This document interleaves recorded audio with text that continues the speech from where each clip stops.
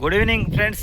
దేశం ఎంత అభివృద్ధి చెందుతుంది, కులాలు లేవు, మతాలు లేవు, మానవత్వమే ముఖ్యమైన ఒక నినాదం మీద వివక్ష లేని సమాజాన్ని నిర్మిద్దాం అని మనం స్టేజీల మీద చెప్తుంటాము. ఎక్కడెక్కడ మనం సందర్భం వచ్చినప్పుడు మాట్లాడుతుంటాం. ఇంకా ఈ వివక్ష ఏంది, చాలా మార్పులు తీసుకొచ్చాం, మనుషులంతా ఒకటే, మనుషులంతా సమానమే అని మనం ఇంకా బాగా ఎక్కడికి వెళ్ళిపోతున్నాం అని చెప్పి గొప్పలు చెప్పుకుంటున్నాం. కానీ అవి మటుకు ఇంకా మారల, మనుషులు అలాగే ఉండేవి. ఒక సంఘటన వేరే వాళ్ళు చెప్తుంటే నేను విన్నాను. ఏదో టీ షాపులు కూడా అక్కడ ఇక్కడ ఒక వ్యక్తి పెళ్లి చేసుకొని, ఉద్యోగం సంపాదించుకొని, కొత్తగా పెళ్లి చేసుకొని పట్టణంలోకి వచ్చి ఒక ఇల్లు బాడికి తీసుకుని ఉండడం జరిగింది. ఒక పెద్ద బిల్డింగ్లో ఒక చిన్న గది. ఆ పక్కన ధనవంతులు ఉంటారు, ఒక పక్కన రెంటెడ్ హౌసులు ఉంటాయి, ఆ పక్కన ధనవంతులు ఉంటారు. రెంటెడ్ హౌసులు ధనవంతులు, సామాన్యులు ధనవంతులు భవనాలు ఉంటాయి. అక్కడ సాధారణమైన వాళ్ళు ఇల్లు ఎక్కువ ఉంటాయి. కానీ ఈ ధనవంతులు ఆ ప్రాంతంలో వచ్చి స్థలం కొనుక్కొని ఇల్లు కట్టుకుంటారు.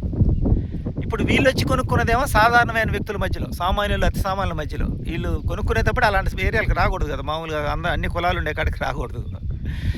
అలాంటి ఏరియాలు కొనుక్కొని ఇంకా వీళ్ళకి ఈ మామూలు సాధారణమైన చూస్తే ఒక వివక్ష, ఒక ఇది చులకనా భావం, అది పూర్వం రోజుల్లో ఉన్నట్టుగా అన్నమాట. కానీ ఇప్పుడున్న పరిస్థితుల్లో వాళ్ళు ఒక గట్టిగా మాట్లాడితే ఎందుకు సమస్యలు అని చెప్పి ఏదో ఒక విధంగా కొనుక్కోవడం మాట్లాడి చేస్తుంటారు. అలా జరిగే క్రమంలో ఈ బాడికి చేరిన అతనికి తెలియదు, ఇల్లు అందరు రెంట్కుండే ఇల్లే కదా, నేను ఇక్కడ ప్రశాంతంగా జీవించదు, ఇక్కడైతే నాకు భద్రత ఉంది, ఇక్కడ హాయిగా ఉద్యోగం చేసుకుంటే ప్రశాంతంగా జీవించని భార్యాభర్తలు జీవనం సాగిస్తూ ఉంటారు. ఒకరోజు వాళ్ళకి సంబంధించింది ఏదో వాళ్ళకి ఈ పూజలో ఏ ఉంటాయి కదా, ఎవరికి దాకా అవి చేసుకుంటూ ఉంటే ఎవరికి మతానికి తగ్గట్టు వాళ్ళు చేసుకుంటుంటే ఆ పక్కన ఆ ధనవంతులకు కోపం వస్తుంది. ఏంది మీ న్యూసెన్స్ అని అరుస్తారు. న్యూసెన్స్ అంటే మీరు చేసుకుంటారు, మేము చేసుకుంటే ఇలా న్యూసెన్స్ చేయకూడదు అన్నారు. సరే, ఇంకా దాని ప్రకారం వాళ్ళు ఏమనుకుంటారంటే ఓనర్ గారితో చెప్తారు, సార్ ఇట్లా పక్కన వాళ్ళు మా మీద గొడవ పెట్టుకుంటున్నారు, ఎట్లా చేయాలంటే సరే మీకు ఆ గొడవ లేకుండా మీరు ఈ ఇంట్లో చేసుకోకుండా మీరు ఎక్కడికైనా మీకు అక్కడ పోయి చేసుకోండి అంటారు. సరే, దాని వరకు ఆ ఓనర్ గారు సర్ది చెప్తాడు, ఇంకా మీకు అయిపోయిందిగా, గొడవ అయిపోయింది, వాళ్ళతో గొడవ జరిగిపోయింది, అయిపోయింది. చాలా కాలం తర్వాత ఇంకా గొడవ లేదు, సాఫీగా సరిగిపోతుంది. ఒకరోజు ఆవిడ అతన్ని పలకరిస్తుంది. అతను బయట ఎక్కడికి వెళ్తుంటే గేట్ కాడ, ఏంది మీరు ఇంటికి వాచ్మెన్స్ అంట కదా అని. అసలు ఆ పక్కింటి ఆవిడ వీళ్ళని పలకరించాల్సిన అవసరం కూడా లేదు. వాళ్ళకి ఏమైనా ఇబ్బంది అయిందా? ఇబ్బంది లేదు కదా. ఒకసారి ఎప్పుడో జరిగిపోయింది, ఆ జరిగిపోయినప్పుడు తెలుసు కదా ఈ వాచ్మెన్లా, లేకపోతే గొడవ పోయినప్పుడు తెలుసు కదా వీళ్ళు వాచ్మెన్లు కాదు కదని. కావాలని మీరు వాచ్మెన్స్ అంట కదా ఇక్కడ ఇంటికి ఆయన చెప్పాడు ఓనరు, మాకు తెలియదయ్యా మీరు వాచ్మెన్స్ అనేది. అతను మనసు ఉలిక్కి పడతాడు. అతను ఎంప్లాయ్, అతను ఒక ఎంప్లాయ్ అనమాట, గవర్నమెంట్ ఎంప్లాయ్. అతను పట్టుకొని వాచ్మ్యాన్ అనేది అతను మనసు కలక్కమంటది, నలుగురు మధ్యలో అల్లరికి అని బాధపడతాడంట. అతను తీవ్రంగా బాధపడి ఏం చేయాలో అర్థం కాక అయోమయంలో పడిపోతాడు. ఎదుటి వాళ్ళని అంత చులకనగా చూడటం, అంత తీసివేసి మాట్లాడటం ఇంకా ఈ సమాజంలో, ఈ సొసైటీలో జరుగుతుందంటే ఇక మనం ఏమనాలి? ఎప్పుడు వాచ్మ్యాన్ అనాల్సిన అవసరం కూడా లేదు కదా. వాళ్ళు రెంట్కుండే వాళ్ళని వాచ్మ్యాన్ అని, ఉద్యోగస్తుని వాచ్మ్యాన్ అంటే ఎంత బాధపడతారు. ఎంత కష్టపడి చదువుకొని ప్రభుత్వంలో ఉద్యోగం సంపాదించుకున్న వాళ్ళని వాచ్మ్యాన్ అని తీసి పారేస్తే ఇంకా ఈ రోజుల్లో అంత చులకనగా మాట్లాడాల్సిన అవసరం చెప్తే వాళ్ళ ఇంకా పాత రోజుల్లో పెత్తందారుతనం, గర్వంగా అందరినీ ఎట్లాంటి సామాన్యుల్ని ఇబ్బంది పెట్టిన రోజుల్లో ఇంకా ఉండరు. ఇంత సమాజం ఇంత డెవలప్ అయింది, ఇంత అభివృద్ధి చెందింది, ఇప్పుడు కూడా ఇంకా వివక్ష చూపిస్తడం అనేది, మనిషిని మనిషిగా చూడకపోవడం అనేది చాలా బాధాకరమైన విషయం, హేయమైన విషయం కూడా. అవతల మనిషిని బాధించి ఆనందించే ఈ మనుషుల మధ్యలో మనిషి బతుకుతున్నాడంటే ఇంకా కులాలు మతాలు అంటే సరే జనరల్గా గొడవలు జరుగుతున్నాయి, ఇంకా కులాలని, కుల వివక్ష అని, ఇంకా ఇవన్నీ ఇంకా కొట్టుకొని వస్తున్నాడు జనాలు. ఇంకేం చేయాలి అర్థం కావట్లేదు. ఇంకా సామాన్యుడికి భద్రత ఎక్కడ భద్రత ఉంది, ఎక్కడ గౌరవంగా జీవించగలడు? ఒకసారి ఆలోచించండి. మనం ఎన్నో చట్టాలు ఉండి సామాన్యుల్ని బాధ పెట్టకూడదని, కానీ సామాన్యుడు అక్కడికి పోయి కంప్లైంట్ చేసి నెగ్గాలంటే నెగ్గలేడు. ఎందుకంటే బలవంతులదే చెల్లుబాటు అయింది ఫైనల్గా.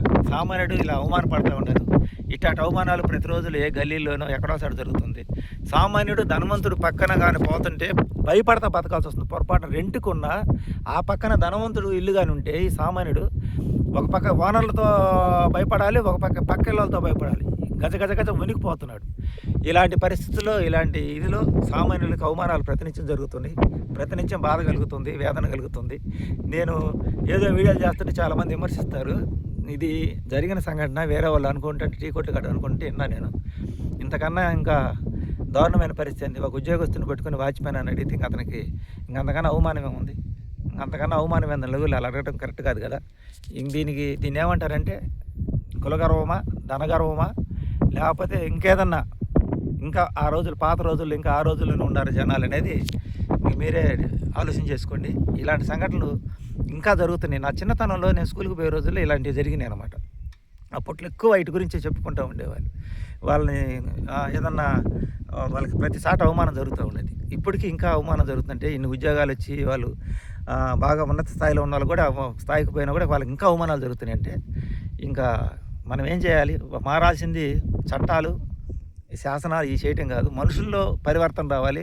మనుషుల్లో మానవత్వం కలగాలి. వాటికి ప్రత్యేకమైన క్లాసులు అనేది ఏమైనా ఉంటే పెట్టి వాటికి క్రమశిక్షణగా మనుషులను మార్చాల్సిన అవసరం ఎంతైనా ఉంది. ఇంకా చాలామంది చెప్తున్నారు పెద్దలు, ప్రముఖులందరూ మనిషి ఇంకా వివక్షతో కూడినటువంటి అవమానాలు చేయకూడదని. ఈ అవమానం అనేది చాలా బాధాకరమైన విషయం. ఎందుకంటే ఒక్కొక్కరు ఈ అవమానం భరించలేక ప్రాణాలు తీసుకుంటారు. ఇంకా అవమానించే వాళ్ళకి అది ఆనందంగా ఉంటుంది, ఆటగా ఉంటుంది. కానీ అది తీసుకున్నవాడికి మటుకు చాలా బాధగా ఉంటుంది.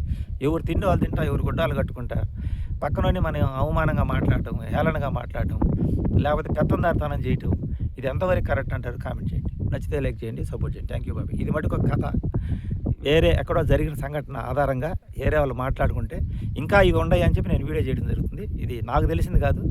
టీ కొట్టు కాడ అక్కడెక్కడ ప్రస్తావనలు జరుగుతుంటాయి కదా, దాన్ని ఆధారంగా చేసుకుని వీడియో చేశాను.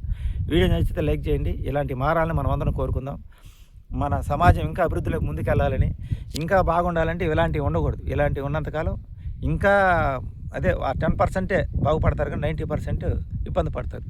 అంటే పెద్దవాళ్ళందరూ మారారు కానీ ఎక్కడో ఉన్నారు ఒకళ్ళు, 100లో ఒకళ్ళు ఉన్నారు. పెద్దవాళ్ళందరూ చాలామంది మారి సామాన్యులను గౌరవిస్తున్నారు. ఈ రాజకీయ పరంగా అభివృద్ధి చెందారు, అందరూ సోషల్ మీడియా వల్ల చెందారు. కానీ ఇంకా ఇలాంటి సంఘటనలు ఇంకా జరుగుతున్నాయి అంటే ఇంకా వాళ్ళని ఎవరు మారుస్తారు? భగవంతుడు మారుస్తారా? ఎవరు మారుస్తారు? వాళ్ళకే తీయాలి. ఇంకా ఇలాంటి వివక్ష ఇంకా జరుగుతున్నాయి ఇంకా సామాన్యుల మీద. దీని గురించి మీరు ఏమంటారో కామెంట్ చేయండి. నచ్చితే లైక్ చేయండి. ఎందుకంటే సామాన్యుడే కాదు, బలవంతుడే కాదు, ధనవంతుడే. న్యాయం ధర్మం అనేది ఎవరికైనా ఒకటే. ఒక మనిషి ఇంకొక మనిషిని అవమానించకూడదు, అవహేళన చేయకూడదు. ఇది నేరం. అది ఆ అవమానపరిచిన వాళ్ళకు, ఆ అవమానం పొందిన వాడికి ఆ బాధ ఎంత ఉంటుందంటే సంవత్సరాల తరబడి ఉంటుంది. ఆలోచన చేయండి. మానవత్వంతో ఎదుటివంటి మనిషిలా గౌరవించండి. ఇది నా యొక్క వేదన, ఆవేదన. వీడియో నచ్చితే లైక్ చేయండి, సపోర్ట్ చేయండి. Thank you bye.